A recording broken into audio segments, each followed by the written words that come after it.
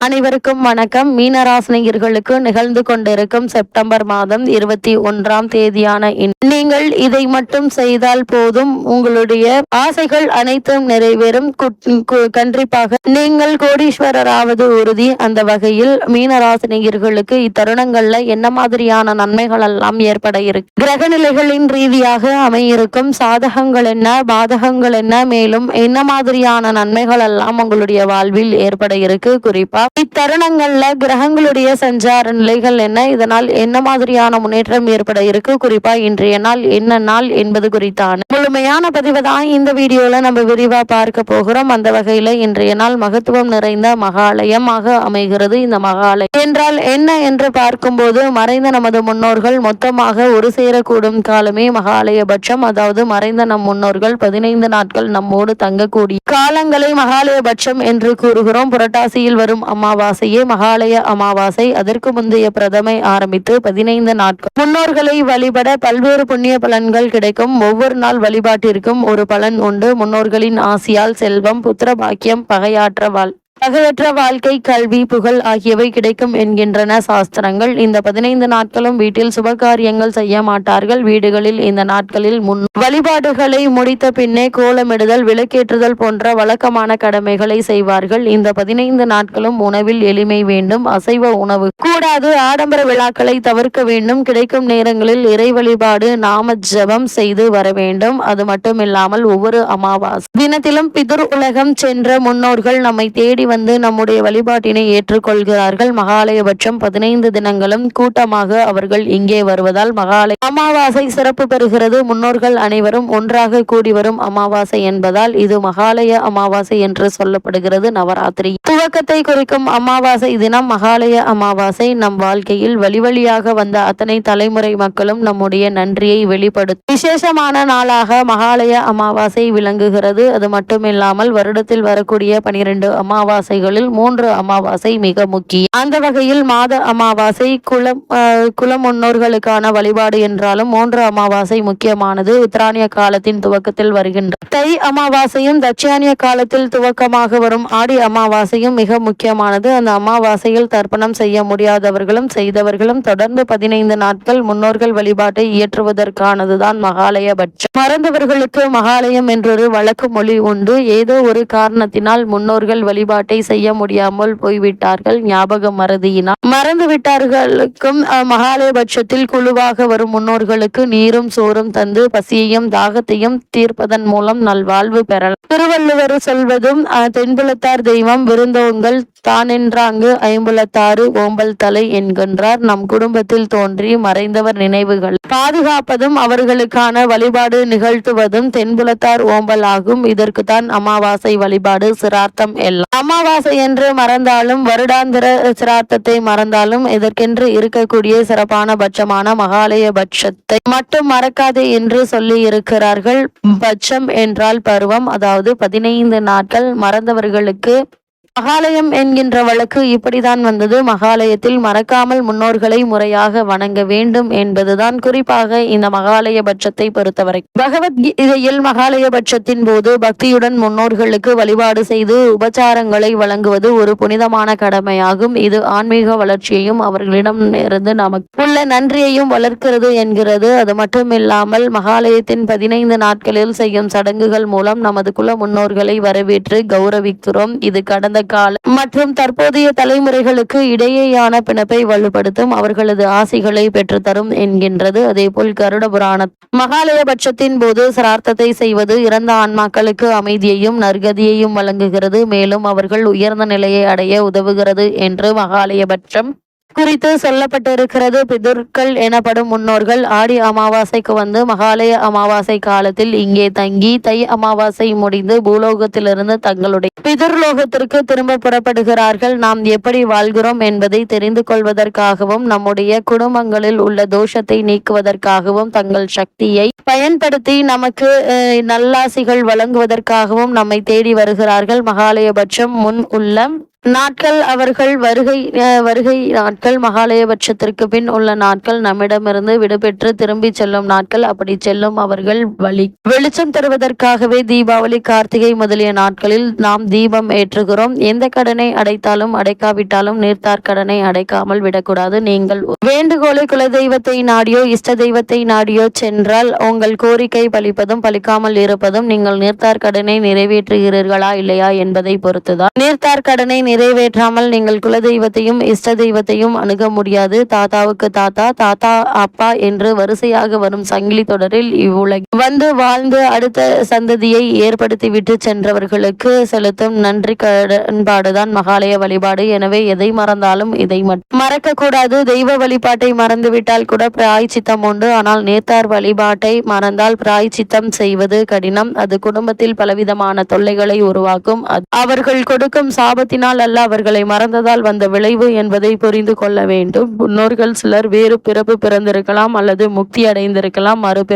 மறுபிறவி எடுத்தாலும் முக்தி அடைந்தாலும் அல்லது பித்ருலோகத்திலேயே இருந்தாலும் பித்ரு பூஜைகள் ஏதோ ஒரு வகையில் பித்ரு தேவதைகளின் மூலம் அவர்களை சென்றடைகின்றன. மறுபிறவி பெற்ற பின்னும் அது அவர்களுக்கு பயன்படுகிறது. அது மட்டுமல்ல, அவர்களை நினைத்து செய்யும் நன்றி உணர்வால் நமக்கு ஏராளமான நன்மைகள் கிடைக்கும். நமது முன்னோர்களில் யார் பிறவா நிலையை அடைந்துள்ளனர் என்பதை நாம் தெரிந்து கொள்ள முடியாததால் பித்ரு பூஜைகளை தொடர்ந்து நாம் செய்ய வேண்டும் என ஆன்றோர்கள் ரிஷிகள் வலியுறுத்துகிறார்கள். நாம் செய்யும் பித்ரு பூஜை எப்போது வீணாவதில்லை என கூறப்படுகிறது. அதேபோல் யார் யார் இந்த பித்ரு பூஜையை செய்ய வேண்டும் என்று பார்க்கும்போது, தாய் தந்தை இல்லாத ஆண்கள் அவசியம் செய்ய வேண்டும். குழந்தை இல்லாத அதே சமயத்தில் கணவனை இழந்த பெண்கள் இந்த விரதத்தை கடைபிடிக்க வேண்டும். சங்க காலத்தில் பெண்கள் செய்த நேர்த்தார் வழிபாடு பற்றிய பல குறிப்புகள் இருக்கின்றன. திருமணமான பின் தன்னுடைய தாய் தந்தையர் மறைந்துவிட்டால் அவர்களை பெண் வணங்கலாம். ஆனால் அமாவாசை விரதம் இருப்பதற்கும் தர்ப்பணம் செய்வதற்கும் விதிக்கப்படவில்லை என்பதை தெரிந்து கொள்ள வேண்டும். பெண்கள் முறையான விரதம் இல்லாமல் தர்ப்பணம் செய்யாமல் கோவிலுக்கு சென்று தானம் செய்யலாம். வீட்டில் பெரியவர்களை அன்னமிட்டு மரியாதை செய்யலாம். பொதுவாக சில தர்ப்பணமும் சிரார்த்தமும் ஆண் வாரிசுகள் செய்ய வேண்டும் என்றே சாஸ்திரங்கள் சொல்கின்றன. அந்த வகையில் மகாலய அமாவாசைக்கும் மகாபாரதத்திற்கும் ஒரு தொடர்பு உண்டு. அந்த அமாவாசை வருவதற்கு காரணங்கள் சாஸ்திரத்தில் நிறைய இருந்தாலும் செவிவழி கதையாக கர்ணன் கதையோடு இணைத்து சொல்லப்படுகிறது. மகாபாரதத்தில் குருச்சேத்திர போரில் கர்ணன் இறந்துவிட்டான். வாழும்போது பலருக்கும் அள்ளி அள்ளி தந்த கர்ணன் தற்போது தென்திசை உலகமான யமலோகத்திற்கு சென்றான். ஆனால் அவன் சாப்பிட அமர்ந்த போது அவனுடைய தங்கத்தட்டு உணவுக்கு பதிலாக வெள்ளி காசுகள், தங்க காசுகள் இருந்தன. எதை தருகிறோமோ அது திரும்ப கிடைக்கும். வெள்ளி காசுகள் வைத்து பசியார முடியுமா? ஏன் எனக்கு அன்னம் தரவில்லை என்று கர்ணன் கேட்டபோது, நீ உன்னுடைய முன்னோர்களுக்கான வழிபாட்டை செய்யவில்லை என்றான். யமன் உடனே காலதேவன் அனுமதியுடன் கர்ணன் பூமிக்கு வந்து மகாலய பட்சத்தில் முன்னோர் வழிபாட்டை செய்து பித்ரு கடனை முடித்து கொண்டு திரும்பினான். அதன் பிறகு அவனுக்கு ராஜ விருந்து அளிக்கப்பட்டது. எங்கிருந்து இந்த பூஜைகள் தொடங்கின என்று பார்க்கும்போது, நம் குடும்பத்தில் தந்தை வழி அல்லது தாய் வழியில் ஒருவர் வாழ்ந்து உயிரை விட்ட பிறகு அவருக்கு நீர்த்தார் என்று பெயர். நீர்த்தார் என்பதுதான் பிதுரர். நீர்த்தார் வழிபாடு என்பது பிதுர் பூஜை என்றானது. அவர்கள் உயிர் விட்ட திதி முக்கியமானது. அன்றிலிருந்தே அவர்களுக்கான கடமைகள் தொடங்குகின்றன. ஒரு வருடத்தில் 96 தடவை சிரார்த்தங்கள் இரண்ய ரூபமாக செய்து தர்ப்பணம் செய்ய வேண்டும். இதனை சண்யதி சிரார்த்தங்கள் என்பார்கள். 12 மாதங்களில் மாத பிறப்பு 12, அமாவாசை 12, அஷ்டகை 12, வித்ய தீபாதம் 13, வைத்ருதி 13, மன்வாதி 14, யுகாதி 4, மகாலை 16. இத்தனை நாட்களையும் முறையாக அனுஷ்டிக்க முடியாதவர்களுக்கு 12 அமாவாசை தினங்கள் தர்ப்பணம் செய்ய வேண்டும். ஆண்டுக்கு ஒரு முறை அவர்கள் இறந்த திதியில் சிரார்த்தம் அனுஷ்டிக்க வேண்டும். இது தவிர ஆண்டுக்கு ஒரு பருவம், அதாவது புரட்டாசி மாதம் வளர்பிறை பிரதமையில் ஆரம்பித்து அமாவாசை வரை முன்னோர்களை நினைத்து வழிபாடு நடத்தி நீர்த்தார் கடன் செய்ய வேண்டிய தினங்களாக அனுஷ்டிக்க வேண்டும். மகாலயம் முழுவதும் 15 தினங்களும் வழிபாடு செய்வது சிறப்பானது. இதற்கு சக்தி நேரமோ இல்லாவிட்டால் பஞ்சமி முதலோ அல்லது அஷ்டமி தசமி முதற்கொண்டு அமாவாசை வரையில் செய்யலாம். இதற்கும் சக்தி இல்லாதவன் 15 நாட்களில் விலக முடியாது ஒரு நாளில் செய்யலாம். பொதுவாக 3 முறைகளில் முன்னோரை வழிபடலாம். ஒன்று எள்ளும் தண்ணீரும் விட்டு தர்ப்பணம் கொடுப்பது, மற்றொன்று ஹிரண்ய சிரார்த்தம், அதாவது நம் முன்னோராக பாவிக்கும் ஒருவருக்கு பாத பூஜை செய்து தட்சிணை கொடுப்பது, 3வது ஹோமங்கள் செய்வது, அன்ன சிரார்த்தம். இவை 3மே சிறப்பானவை என்றாலும் குறைந்தபட்சம் எளிமையாக முன்னோர்கள் பெயர் சொல்லி தர்ப்பணமாவது செய்ய வேண்டிய அவசியம். அந்த வகையில் அமாவாசை தர்ப்பண தர்ப்பணத்தில் இல்லாத சிறப்பு மகாலய தர்ப்பணத்தில் உண்டு. பித்ருவர்க்கம், மாத்ருவர்க்கம், பித்ரு காருணீக வர்க்கம் என்று பித்ருக்கள் 3 வகையாகும். இதில் தர்ப்பணம் உண்டு. அதாவது தந்தை வகையை சார்ந்த பித்ருக்கள் பித்ருவர்க்கம், தாயார் வகையை சார்ந்த பித்ருக்கள் மாத்ருவர்க்கம், சித்தப்பா, மாமா, குரு, நண்பர்கள் முதலானோர் காருணிக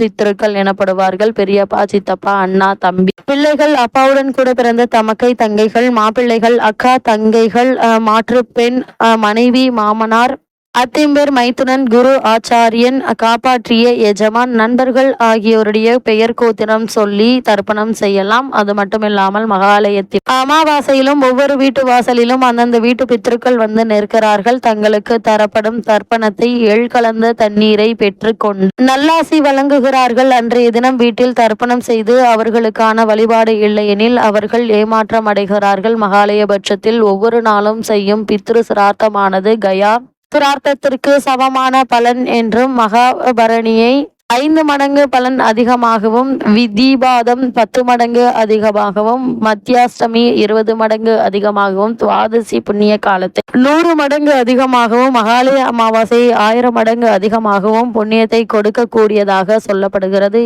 ஒரு காரணத்தினால் மகாலய பட்சத்தில் மகாலய சிரார்த்தம் செய்ய முடியாவிட்டால் பிறகு அடுத்த பஞ்சமிக்குள் செய்வதாய் இருந்தால் பிரதமை, சிருஷ்டி, ஏகாதசி, சதுர்தசி, வெள்ளிக்கிழமை கூடாது என்பதை கவனத்தில் கொள்ள வேண்டும். அதேபோல் எந்த நாளுக்கு என்னென்ன பலன்கள் உண்டு? மகாலய சிராத்த வழிபாட்டில் ஒவ்வொரு நாளுக்கு ஒவ்வொரு பலன் உண்டு. முதல் நாள் பிரதமை, பணம் சேரும். 2ஆம் நாள் த்விதியை, நல்ல குழந்தைகள் பிறப்பார்கள். 3ஆம் நாள் நினைத்தது நிறைவேறும்.